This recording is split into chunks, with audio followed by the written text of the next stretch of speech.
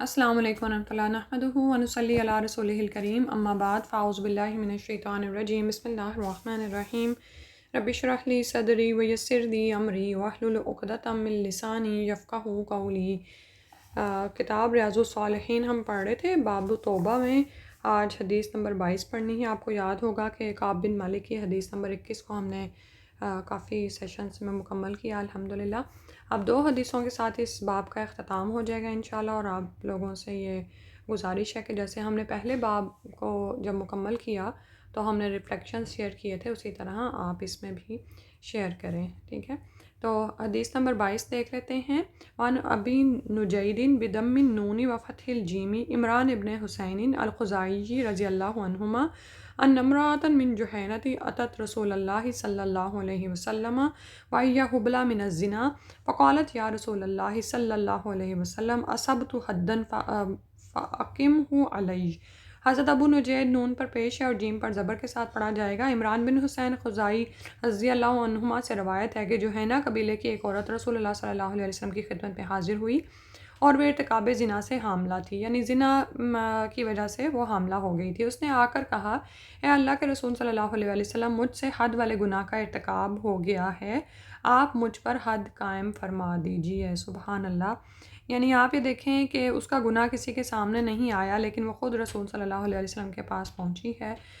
یہی ہوتا ہے کہ جب انسان کی نظر آخرت پر ہوتی ہے نا، اور اس کو آخرت میں ملنے والے فائدے پیارے ہوتے ہیں اور آخرت میں ملنے والی سزا سے وہ ڈرتا ہے، تو پھر دنیا اس کے سامنے حقیر ہو کر آتی ہے اور وہ دنیا کی سزا سے گھبراتا نہیں ہے۔ تو یہ عورت اب دنیا کی سزا پانا چاہ رہی ہے تاکہ آخرت میں اللہ کے غضب سے بچ سکے۔ تو رسول صلی اللہ علیہ وسلم نے فدعا نبی اللہ صلی اللہ علیہ وسلم ولیہا، تو رسول اللہ صلی اللہ علیہ وسلم نے اس کے ولی یعنی وارث، کوئی بھی جو قریبی رشتہ دار تھے، اس کو بلایا۔ فقالا، اور کہا، احسن الیہا، اس کو اچھے طریقے سے اپنے پاس رکھو۔ فائزہ وضعت فاتنی، پھر جب یہ بچہ جن لے، یعنی وضعت کا مطلب ہوتا ہے رکھ دے، یعنی کہ حمل وضع ہو جائے تو پھر اس کو میرے پاس لے آنا۔ ففعلا، تو اس نے ایسا ہی کیا۔ فامر بہا نبی اللہ صلی اللہ علیہ وسلم فشدت علیہا ثیابہا، تو اللہ کے رسول صلی اللہ علیہ وسلم نے اس کے بارے میں حکم دیا کہ اس کے کپڑے اس پر مضبوطی سے باندھ دیے جائیں۔ ثم امر بہا فرجمت، پھر حکم دیا کہ اس کو رجم کر دیا جائے۔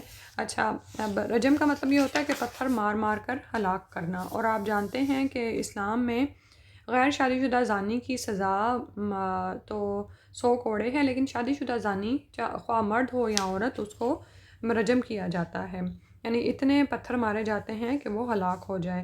ثم صلی علیہا، پھر رسول اللہ صلی اللہ علیہ وسلم نے اس پر نماز پڑھی، یعنی اس کی نماز جنازہ پڑھائی۔ فقال له عمر، تو عمر رضی اللہ عنہ نے کہا، تصلی علیہا یا رسول اللہ صلی اللہ علیہ وسلم وقد زنت، کہ اے اللہ کے رسول صلی اللہ علیہ وسلم، اس عورت نے بدکاری کی یعنی زنا کیا اور آپ اس پر نماز جنازہ پڑھتے ہیں۔ قال لقد تابت توبۃ لو قسمت بین 70 من اہل المدینہ لو سعتہم لوسعتہم۔ تو رسول اللہ صلی اللہ علیہ وسلم نے فرمایا، عمر، تمہیں نہیں معلوم کہ اس عورت نے ایسی خالص توبہ کی ہے کہ اگر اسے اہل مدینہ کے 70 آدمیوں پر تقسیم کر دیا جائے تو ان کو کافی ہو جائے، یعنی وہ ان کو پہنچ جائے۔ لوسعتہم وَهَلْ وَجَدْتَ أَفْضَلَ مِنْ أَنْ جَادَتْ بِنَفْسِهَا لِلَّهِ عَزَّ وَجَلَّ، رواہ مسلم۔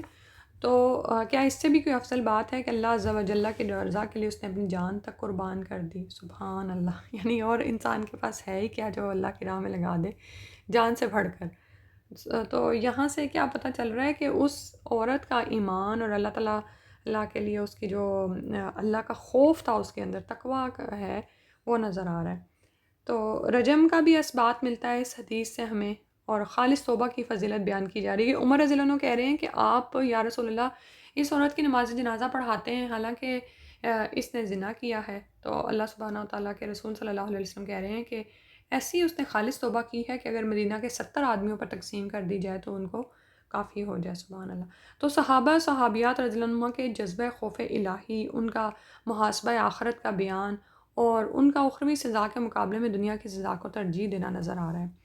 اور پھر یہ کہ یہاں پر یہ پتہ چل رہا ہے کہ اگر کوئی شخص گناہ کبیرہ کا مرتکب ہوتا ہے اور اس کے بعد وہ سزا پا جاتا ہے تو پھر اس کی نماز جنازہ جائز ہے، اور شرط یہ ہے کہ وہ اس کو حلال سمجھ کر نہ کرے، کیونکہ ہم جانتے ہیں نا کہ جس شخص نے جان بوجھ کر کوئی گناہ کیا، جیسے اس نے قتل کر دیا، ٹھیک ہے، تو یہاں پر یہ ہے کہ اگر وہ اس کو حلال سمجھ کے نہیں کر رہا تو پھر کیا ہے، اس کی نماز جنازہ بھی جائز ہے۔ اور لیکن اگر کوئی شخص جو ان سا ہے وہ اللہ کا خوف ہی نہیں رکھتا، گناہ کبیرہ میں پڑا ہوا ہے اور اس کو جانتے بوجھتے سمجھتے ہوئے وہ ان گناہوں میں پڑا ہوا ہے، تو پھر اس میں اندیشہ کفر ہے۔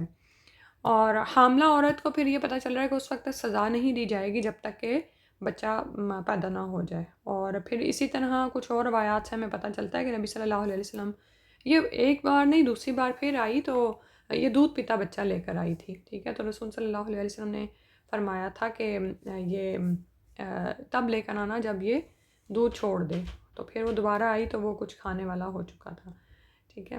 اب یہاں پر تو خیر اتنی ہی حدیث بیان ہوئی ہے، اور ہو سکتا ہے کہ جو بات میں نے کی یہ کسی اور روایت کے بھی ضمن میں آئی ہو۔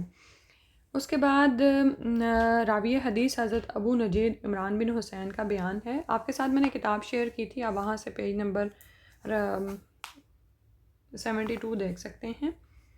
تو ان کی کنیت ان کے بیٹے کے نام پر ابو نجید تھی۔ فتح خیبر کے سال مشرف اسلام ہوئے، نبی اکرم صلی اللہ علیہ وسلم کے ساتھ غزوات میں شریک رہے۔ عمر بن خطاب رضی اللہ عنہ نے انہیں لوگوں کو تعلیم دین دینے کے لیے بصرہ بھیجا۔ عبداللہ بن عامر نے انہیں بصرہ کا قاضی بنایا، لیکن یہ جلد ہی مستعفی ہو گئے، کسی فتنے میں شریک نہیں ہوئے، بڑے مستجاب الدعوات تھے، آخر عمر میں بہت زیادہ بیمار ہو گئے تھے، تو 52 ہجری کو مقام بصرہ میں وفات پائے۔ کتب احادیث میں ان سے 180 احادیث مروی ہیں۔ اگلی حدیث ہے 23، وعن ابن عباس وانس ابن مالک رضی اللہ عنہم ان رسول اللہ صلی اللہ علیہ وسلم قال لو ان لابن آدم وادیا من ذهب احب ان يكون له وادیان۔ حضرت ابن عباس اور انس بن مالک رضی اللہ عنہم سے روایت ہے کہ رسول اللہ صلی اللہ علیہ وسلم نے فرمایا، اگر انسان کے پاس ایک وادی سونے کی ہو تو وہ اس پر قناعت نہیں کرے گا، بلکہ چاہے گا کہ اس کے پاس 2 وادیاں ہوں۔ وَلَن يَمْلَأَ فَاهُ إِلَّا التُّرَابُ، اور نہیں اس کا پیٹ منہ بھر سکتا مگر قبر کی مٹی ہی۔ وَيَتُوبُ اللَّهُ عَلَىٰ مَن تَابَ، اور اللہ تعالیٰ اس پر رجوع فرماتا ہے جو اس کی طرف رجوع کرتا ہے۔ متفقٌ علیہ، یعنی بخاری اور مسلم دونوں میں آئی ہے۔ تو اس حدیث سے دراصل انسان کی حرص اور مال سے اس کی شدید محبت کا پتہ چلتا ہے کہ اگر ایک سونے کی وادی ہمارے پاس ہو تو ہم اور کی تمنا کرنے لگتے ہیں، لیکن اس سے کون بچ سکتا ہے جو ایمان میں کامل ہو، ٹھیک ہے۔ آپ یہ دیکھیں کہ دنیا چڑھ چڑھ کے سامنے آتی ہے، اس کی رنگینیاں بہت ہی پرفریب ہیں، اور پھر ہماری تمنائیں کیا ہوتی ہیں کہ زندگی کی حدود سے متجاوز ہو جاتی ہیں۔ آج ہی اگر ہم دیکھیں کہ ہمارے پاس بعض اوقات اتنے جوڑے کپڑوں کے ہوتے ہیں، اتنا کچھ ہوتا ہے کہ ہمیں علم نہیں ہے کہ ہم یہ سب کچھ برت بھی سکیں گے کہ نہیں۔ اسی طرح مال کا بھی یہی حال ہے، ٹھیک ہے۔ تو جتنا بھی مال و زر ہونا، دیکھا کیا گیا ہے کہ انسان کی حرص اور ہی بڑھتی چلی جاتی ہے، اور طلب کثرت کی یہ بیماری انسان کو آخرت کی زندگی یعنی حیات جاودانی سے غافل کر دیتی ہے۔ تو اللہ کی توفیق شامل حال نہ ہو تو انسان اس فتنے سے محفوظ نہیں رہ سکتا۔ عموماً اللہ تعالیٰ سے دعا کرتے ہی رہنا چاہیے کہ اللہ تعالیٰ فتنوں سے محفوظ فرمائے۔ اور پھر جب یہ ہوس شدید ہو جاتی ہے نا، تو آپ یہ دیکھیں کہ یہ مال کی محبت عموماً اللہ تعالیٰ کی نافرمانی کے کام کرواتی ہے، استغفر اللہ۔ تو پھر انسان کو کس چیز کی ضرورت رہتی ہے؟ وہی جو یہاں فرمایا کہ اگر وہ اللہ کی طرف رجوع کرتا ہے تو اللہ تعالیٰ اس پر مہربان ہوتے ہیں۔ اور رسول صلی اللہ علیہ وسلم کا فرمان ہے، ما ملا آدمی وعاء شر من بطن بحسب ابن آدم اکلات یقیمنا صلبہ فإن کان لا محالۃ فثلث لطعامہ وثلث لشرابہ وثلث لنفسہ۔ آدمی پیٹ سے برا کوئی برتن نہیں بھرتا۔ یہ بھی حدیث نا بہت ہی خوبصورت ہے، یہ آپ کے پاس آپ کو بک میں ملے گی، پیج نمبر 73 پر آ رہی ہے۔ اس حدیث نمبر 23 کے ریفرنس میں، یعنی اس کی تشریح کے لیے ہی آئی ہے۔ تو اس حدیث سے آپ کو ایک سائنس کا کلیہ بھی پتہ چلتا ہے کہ آپ کا پیٹ ایک برتن کی طرح ہے۔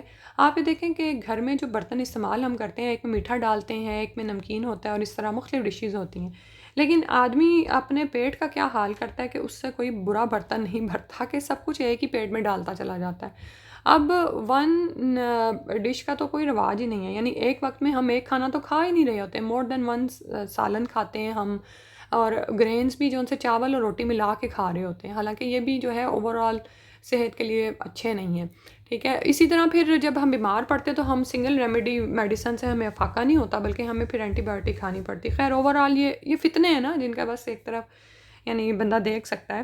تو آدمی پیٹ سے برا کوئی برتن نہیں بھرتا تو اوپر نیچے ڈالتا ہے اسی پیٹ میں، ایک ہی پیٹ ہے حالانکہ. تو اسی لیے تو کہا گیا نا کہ مومن ایک آنت میں کھاتا ہے اور منافق 7 آنتوں میں کھاتا ہے. کہ ہم اگر کھا لیتے ہیں تو بس اتنا ہی کھائیں کہ جس کا آگے بتایا کہ آدمی کو چند لقمے ہی کافی ہیں جن سے اس کی کمر سیدھی رہے. اور اگر لامحالہ زیادہ کھانا ہی چاہے تو 1/3 کھانے کے لیے، 1/3 پینے کے لیے اور 1/3 سانس کے لیے رکھ لے. جامعہ ترمذی کی حدیث ہے جو باب الزہد میں آئی ہے، حدیث 2380 ہے.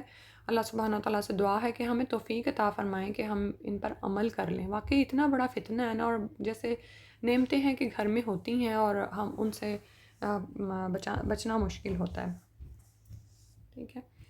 اور اسی باب کی آخری حدیث ہے. عن ابی ہریرہ رضی اللہ عنہ ان رسول اللہ صلی اللہ علیہ وسلم قال یضحک اللہ سبحانہ وتعالی الی رجلین یقتل احدهم الآخر يدخلان الجنہ یقاتل ھذا فی سبیل اللہ فیقتل ثم یتوب اللہ علی القاتل فیسلم فیستشہد. متفق علیہ، یعنی بخاری اور مسلم دونوں میں آئی ہے. اب حضرت ابو ہریرہ رضی اللہ عنہ سے روایت ہے کہ رسول اللہ صلی اللہ علیہ وسلم نے فرمایا اللہ تعالیٰ 2 آدمیوں کو دیکھ کر ہنستا ہے، جن میں سے ایک دوسرے کو قتل کرتا ہے تو وہ دونوں جنت میں داخل ہوتے ہیں. یہ قتل ہونے والا اللہ کے راستے میں لڑتا لڑتا قتل یعنی شہید کیا جاتا ہے. پھر اللہ تعالیٰ اس کافر قاتل کو بھی توبہ کی توفیق دے دیتا ہے اور وہ مسلمان ہو کر اللہ کی راہ میں شہید ہو جاتا ہے. سبحان اللہ. تو اللہ سبحانہ تعالیٰ کے لیے یہاں پر ہنسنے کی صفت آئی ہے جس پر ایمان رکھنا ضروری ہے. ہم اس کی کیفیت سے نا آگاہ ہیں اور نہ ہی آگاہ ہو سکتے ہیں، لیکن ہم اس پر ایمان لاتے ہیں. تو اللہ تعالیٰ کی ان 2 آدمیوں کو دیکھ کر ہنستے ہیں جو آپس میں لڑتے ہیں، اور وہ ایک تو اللہ کی راہ میں لڑ رہا ہوتا ہے، دوسرا کفر کی راہ میں لڑ رہا ہوتا ہے. تو کافر جو ہے وہ مسلمان کو مار دیتا ہے تو مسلمان تو شہید ہو جاتا ہے، اور بعد میں جب قاتل بچ جاتا ہے تو اللہ تعالیٰ اس کو توبہ کی توفیق دے دیتے ہیں، وہ ہدایت پر آ جاتا ہے، اسلام قبول کر لیتا ہے. تو اس طرح سے وہ بھی جو ہے وہ بچ جاتا ہے. سبحان اللہ. اللہ تعالیٰ اس پر وہ توبہ کرتا ہے، اللہ تعالیٰ اس پر مہربان ہو جاتے ہیں. سبحان اللہ. تو یہاں پہ یہ بھی پتہ چل رہا ہے کہ توبہ سے بڑا گناہ اور قبول اسلام سے سابقہ تمام گناہ معاف ہو جاتے ہیں. یہ کتنی بڑی خوشخبری ہے نا. اور آپ یہ دیکھیں کہ بعض اوقات ہم گناہ کر بیٹھتے ہیں نا، تو بعض اوقات ہمارے گناہ ہمیں گھیرے میں ہی لیے رکھتے ہیں. تو انسان ہمیشہ خوف اور امید کی درمیان کی حالت پہ رہے کہ اتنا زیادہ خوف بھی نہ ہو اللہ کا کہ ہم گناہ کر کر اللہ کی طرف واپس نہ پلٹیں. اور ہوتا ہے پھر کیا کہ لوگ اللہ کی طرف جاتے ہی نہیں اور کہتے ہیں اب تو میں اتنا بڑا گناہ کر چکا ہوں، اور پھر وہ ان گناہوں سے باہر ہی نہیں نکلتے کہ اب تو میری توبہ ہی نہیں ہونی. اتنے نا امید ہو جاتے ہیں. حالانکہ کہا گیا کہ اللہ کی رحمت سے مایوس مت ہو. اور اسی طرح لیکن گناہوں پر دلیر بھی نہیں ہونا چاہیے. ٹھیک ہے. اور یعنی کہ انسان اللہ تعالیٰ کی رحمت پر اتنا بھروسہ کر لے کہ گناہ پہ گناہ کرتا چلا جائے اور یہ نہ سوچے کہ اللہ سبحانہ تعالیٰ اس پر غضبناک بھی ہو سکتے ہیں. ٹھیک ہے. تو امید اور خوف کے بین رہنا چاہیے. اور پھر کیا ہے کہ جب انسان توبہ کر لے، پلٹ آئے، تو پھر اللہ سے امید باندھے کہ میرا وہ گناہ معاف کر دیا جائے گا. ٹھیک ہے. تو اللہ تعالیٰ سے دعا ہے کہ اللہ سبحانہ تعالیٰ اس کو ہم سے قبول فرما لے، ہمیں سیکھنے سکھانے کی اور اس کے مطابق عمل کرنے کی توفیق عطا فرما دیں. دوبارہ آپ سے گزارش ہے کہ آپ لوگ پلیز اپنے لیکچرز کمپلیٹ کیجیے گا اور ریفلیکشن شیئر کیجیے گا. السلام علیکم ورحمۃ اللہ وبرکاتہ. سبحانک اللہم و بحمدک نشہد ان لا الہ الا انت نستغفرک و نتوب الیک.